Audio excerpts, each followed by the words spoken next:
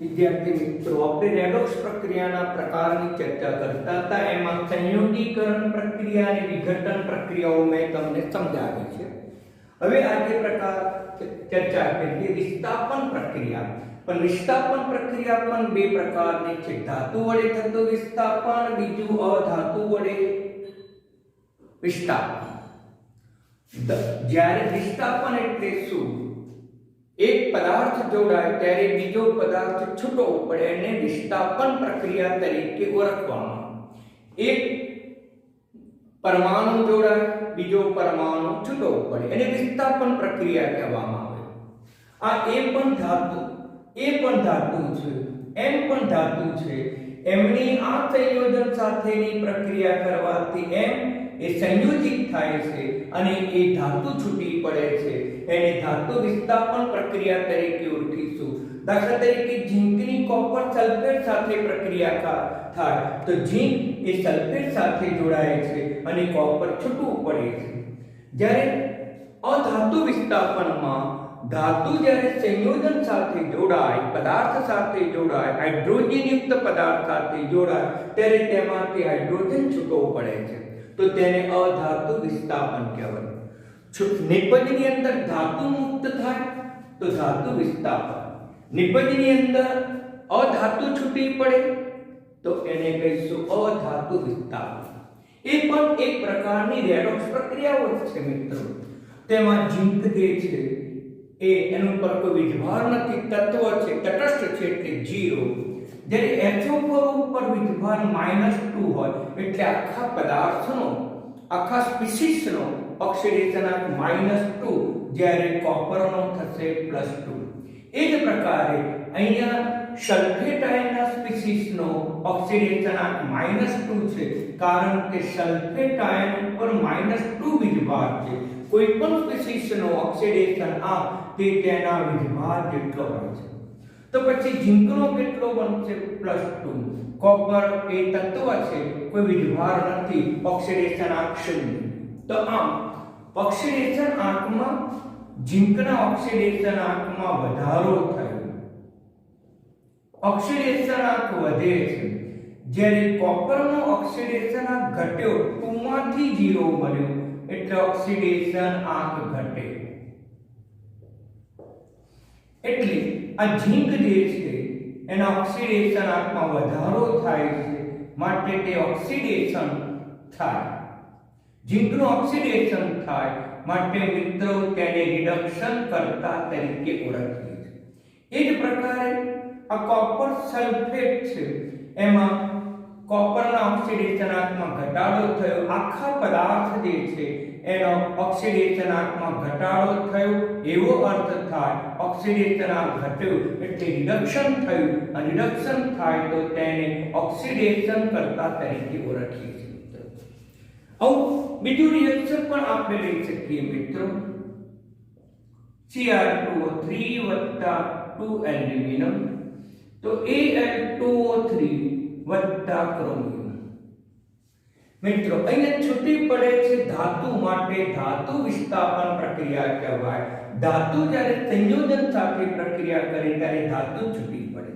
મિત્રો આનો ઓક્સિડેશન આંક 0 થયો। આનો ઓક્સિડેશન આંક કેટલો ઘણો હોય તો ઓક્સિજનનો ઓક્સિડેશન આંક આપણે સ્વીકારેલો છે, ઓક્સિજનનો ઓક્સિડેશન આંક -2 છે, જ્યારે ક્રોમિયમનો ઓક્સિડેશન આંક થશે +3। અહીંયા તટસ્થ તત્વ છે 0, ઓક્સિજનનો -2 છે, એલ્યુમિનિયમનો ગણશો તો +3। દરેક સંયોજનમાં દરેક તત્વ, દરેક પરમાણુનો ઓક્સિડેશન આંક ગણતા મિત્રો આવડવો જોઈએ, તો જ તમે સરળતાથી સમજી શકશો રેડોક્સ પ્રક્રિયા। હવે આ એલ્યુમિનિયમ છે, એલ્યુમિનિયમનો ઓક્સિડેશન આંકમાં વધારો થયો, ઓક્સિડેશન આંક વધે। જ્યારે ક્રોમિયમ છે એ ક્રોમિયમ +3 માંથી 0 થયો એટલે ઓક્સિડેશન આંક ઘટે છે। એટલે મિત્રો આનું ઓક્સિડેશન થયું, એલ્યુમિનિયમ જે છે એનું ઓક્સિડેશન થાય, અને ઓક્સિડેશન થાય એટલે એને કહેવાય રિડક્શન કરતા। જ્યારે Cr2O3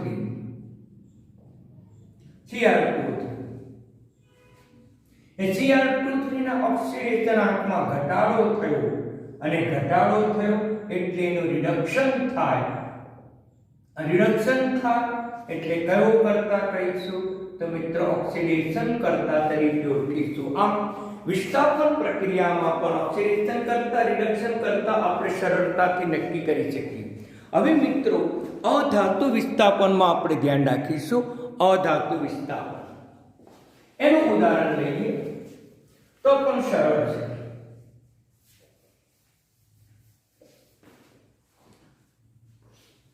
અહીંયા આ તત્વ છે એટલે એનો ઓક્સિડેશનાંક 0 આ સંયોજન છે સંયોજનમાં બંને તત્વોનો ઓક્સિડેશનાંક ભિન્ન હોય ઓક્સિજનનો ઓક્સિડેશનાંક થશે -2 હાઇડ્રોજનનો થશે નિયમ અનુસાર +1 તો પછી અહીંયા ઓક્સિજનનો ઓક્સિડેશનાંક થશે -2 તો પછી એનો થશે +2 ઓક્સિડેશનાંક ગણવાના નિયમો અથવા તમે તમને 4 લેક્ચરમાં સમજાવ્યા છે આ પ્રમાણિત તત્વ થઈ ગયો છે 0 અહીંયા સંયોજન છે એટલે +1 આ પ્રમાણિત તત્વ છે અને તત્વમાં ઓક્સિડેશનાંક 0 એ જ પ્રકારે આ પણ તત્વ છે 0 ક્લોરીન અને હાઇડ્રોજન સંયોજન બનાવે છે માટે તેનો ઓક્સિડેશનાંક આપણે ગણવો પડે હાઇડ્રોજનનો નિયમ અનુસાર +1 છે તો ક્લોરીનનો નિયમ અનુસાર -1 થશે એ જ પ્રમાણે અહીંયા ક્લોરીનનું -1 થશે તો આનો ગણતરી કરો તો +2 થશે અને અહીંયા હાઇડ્રોજનનો ઓક્સિડેશનાંક 0 થશે તો આમાં પણ ઓક્સિડેશન થાય છે રિડક્શન થાય છે કોનો ઓક્સિડેશનાંક વધ્યો m નો ઓક્સિડેશનાંક વધ્યો એટલે m જે છે એનું ઓક્સિડેશન થયું અને એનું ઓક્સિડેશન થયું માટે તે રિડક્શન કરતા તરીકે ઓળખીશું એ જ પ્રમાણે અહીંયા હાઇડ્રોજનનો ઓક્સિડેશનાંક +1 માંથી 0 બન્યો એટલે એનો ઓક્સિડેશનાંક ઘટ્યો ઓક્સિડેશનાંક ઘટે એટલે રિડક્શન કહેવાય એટલે H2O નું રિડક્શન થયું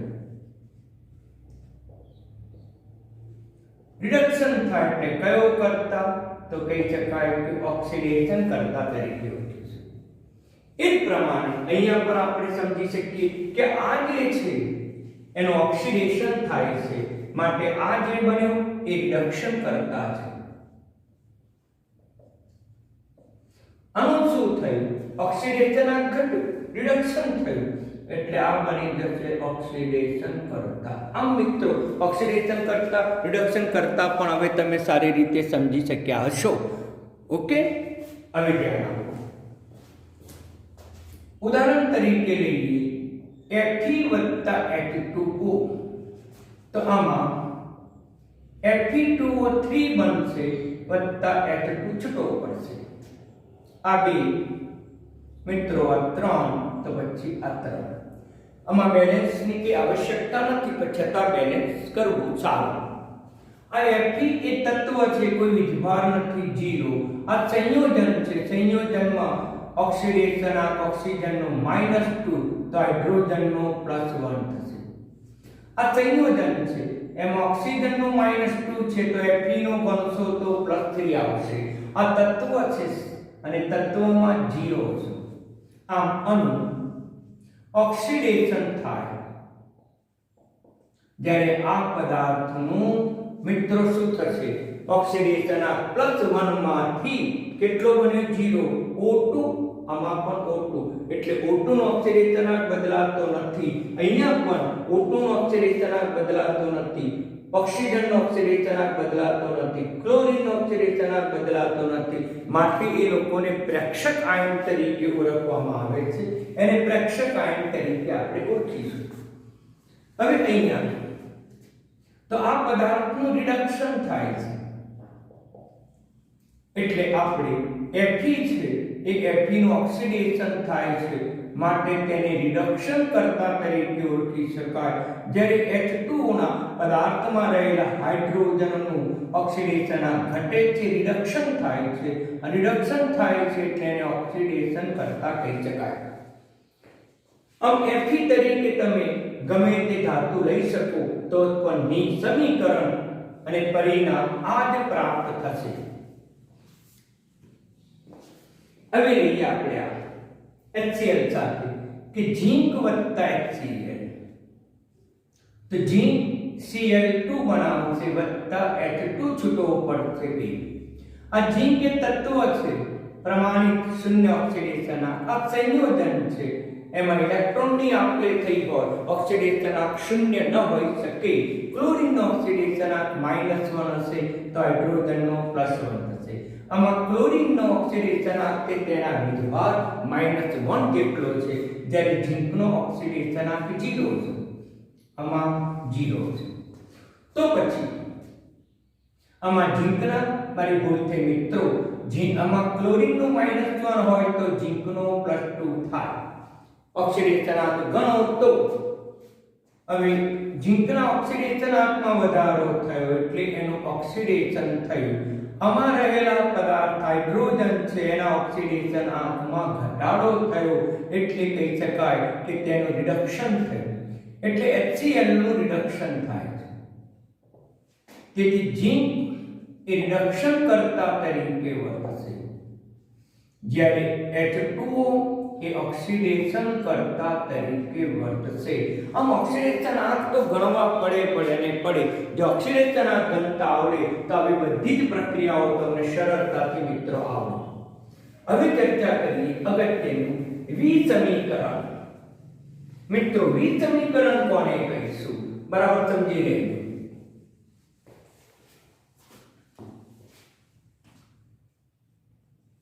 વિસમીકરણ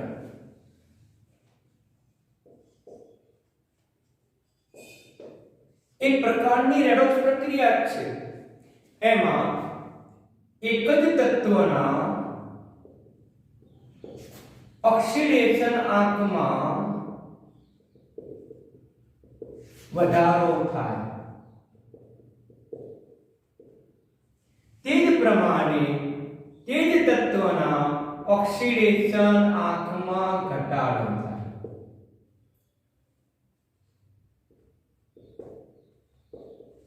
ઓક્સિડેશન આંકમાં વધારો થાય એટલે પોતે રિડક્શન કરતા તરીકે વર્તે.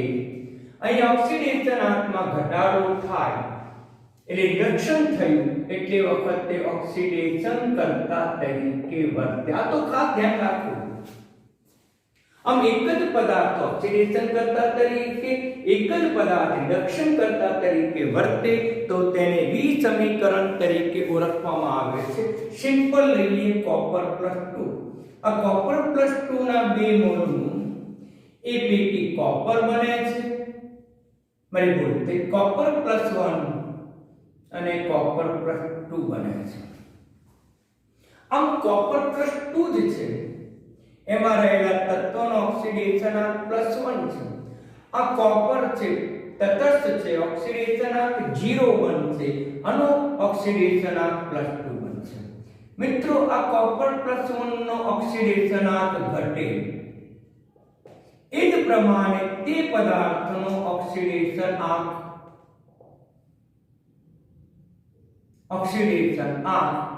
વધે છે. અહીંયા +1 માંથી 0 થાય છે એટલે કહી શકાય કે ઓક્સિડેશન આંક ઘટે છે. એની સાપેક્ષે અહીંયા ઓક્સિડેશન આંક વધે છે. એક જ પદાર્થના ઓક્સિડેશન આંકમાં વધારો થયો, એક જ તત્વ કે પદાર્થના ઓક્સિડેશન આંકમાં ઘટાડો થયો એટલે અહીંયા આપણે ઓક્સિડેશન કરતા તો કેનું રિડક્શન થાય? કોનું રિડક્શન થયું? તો Cu+1. એ જ પ્રમાણે રિડક્શન કરતા કોનું રિડક્શન થયું? તો જેનું ઓક્સિડેશન થાય તે રિડક્શન કરતા તો કોનું ઓક્સિડેશન થયું? તો કોપર +1 નું. આમ એક જ પદાર્થ એ રિડક્શન કરતા, એક જ પદાર્થ ઓક્સિડેશન કરતા તરીકે વર્તે છે, માટે તેને વિસમીકરણ તરીકે ઓળખી શકાય મિત્રો. બીજું એક ઉદાહરણ લઈએ P4 PH3 વત્તા H3PO4. આ પ્રમાણિત તત્વ છે એટલે ઓક્સિડેશન આંક 0 થશે. P4 તત્વ છે એક જ પરમાણુમાંથી બનેલો તત્વ છે એટલે P4. હવે આમાં હાઇડ્રોજન સંયોજન છે, એમાં હાઇડ્રોજનનો સ્વીકારી લેવાનો, હાઇડ્રોજનનું +1 તો ફોસ્ફરસનો થશે -3. એ જ પ્રમાણે આ સંયોજનમાં ઓક્સિજનનો જાણીતો છે -2, અણુ છે +1 તો ફોસ્ફરસનો ઓક્સિડેશન કેટલો થશે તો 3 હાઇડ્રોજનનો, ફોસ્ફરસનો H, ઓક્સિજનનો -2 એવા 4 છે એટલે -8, પરંતુ આની પર વીજભાર શૂન્ય છે એટલે સરવાળો શૂન્ય એટલે H બરાબર 5 થશે તો આનો ઓક્સિડેશન મિત્રો થશે +5. તો પછી આ ફોસ્ફરસનો ઓક્સિડેશન ઘટ્યો અને એ જ પ્રમાણે ફોસ્ફરસનો ઓક્સિડેશન વધ્યો. આમ ફોસ્ફરસમાં ઓક્સિડેશનાંકમાં વધારો પણ થયો અને એ જ ફોસ્ફરસના ઓક્સિડેશનાંકમાં ઘટાડો પણ થયો, ફોસ્ફરસના ઓક્સિડેશનાંકમાં વધારો પણ થયો. એટલે અહીંયા ઓક્સિડેશન કરતા કોણ કે જેનું રિડક્શન થાય તે રિડક્શન થાય એટલે ઓક્સિડેશનાંકમાં ઘટાડો થાય, 0 માંથી -3 એટલે આ ઓક્સિડેશન કરતા તરીકે પણ P4 થશે. હવે રિડક્શન કરતા કોણ તો જેનું ઓક્સિડેશન થાય તે. મિત્રો એ કોનું ઓક્સિડેશન થયું? ઓક્સિડેશનાંક વધ્યો, 0 માંથી +5 થયું, ઓક્સિડેશનાંકમાં વધારો થયો, ઓક્સિડેશન થયું કયો કરતા? રિડક્શન કરતા. એટલે મિત્રો અહીંયા એક જ પદાર્થ ઓક્સિડેશન કરતા અને એ જ પદાર્થ પાછો રિડક્શન કરતા તરીકે વર્તે તો પછી આપણને તેને વિસમીકરણ તરીકે ઓળખવામાં આવે. આમ મિત્રો વિસમીકરણ એટલે શું બરાબર સમજી લો. અને આવી રેડોક્સ પ્રક્રિયા તમારા અભ્યાસક્રમમાં ઘણી બધી છે. એટલે મિત્રો મેં રેડોક્સના જે પ્રકાર સમજાવ્યા આગલા લેક્ચરમાં અને આ લેક્ચરમાં, તો બંનેની અવશ્ય નોંધ કરતા રહેજો, જેથી કરીને તમને ઓક્સિડેશન આંક ગણતા આવડે, ઓક્સિડેશન કરતા રિડક્શન કરતા પણ નક્કી કરતા આવડે. ઓકે મિત્રો, ધન્યવાદ.